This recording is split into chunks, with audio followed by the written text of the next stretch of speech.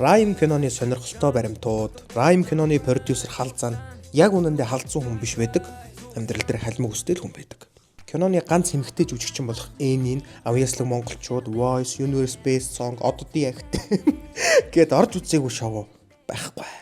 Wonderboy-гийн Ибон 11-р ангита урлагийн үзлэгт нэг бүжигчин дутчлаа гэд хүчээр оруулж ирсэн. За энэ царайг нь зүүмлээд харах юм бол харваалжийн толгой дотор нь монгол бүжгээс шал өөр юм явж байгааг та бүгд харж байгаа баха. Атсан баанда шоколад алах гिचинүүдээ харалтаа би чаралтай байна. Бас Ибон тэртээ 2012 онд ийм зураг шеэр хийж байжээ. Үргэлжлүүлцгээе. Рэпер Шовон тэквондогоор хичээлдэг байсан. Маш сонирхолтой юм. Тэрийш наа 10 жилдээч эрүүл хүн байгаагүй юм аа. Нэрэнгээс эрүүл бус харагдаад байна.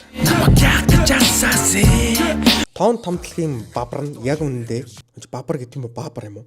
За ямар ч энэ хүн яг үнэндээ төмөр замын богооны дараагаар ажилладаг. Нийт киноны зардал 1 тэрбум 800 сая гэсэн. Тэр их мөнгөөр юу хийсэн юм бол? Кинон тоглосон 113 нь хамгийн анхны шивээс нь хэддүгээр ангид хэлгсэн гэж бодож байна хаа. 4-р анги. 3-р анги. 3 юм уу? Аха. Бүр 3-р анги юм уу? Пөөх.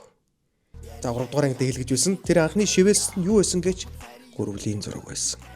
Гөрвөл гэдэг нь гөрвөл өөрөө биш, зөв гөрвөл амтэн шүү. Limit King нь бага насандаа ч гэсэн Moto Gang гэдэг давхдаг байжээ. Moto Gang! Moto Gang! Десант амьдралынхын турш нийт 1643 шүтэн зэджээ. Цаанаас л ингэж ирсэн шүү. Диха. За тэгээд Монголын ихэнх хипхоп уран бүтээлч тоглосон Rime кино бүх кино театруудаар гарч байгаа шүү манайхаа. Мэдээж та бүгдийн урмыг хугалах уу гэдэгт би итгэлтэй байна. Дараагийн фактор уулзтлаа. Түр баяртай.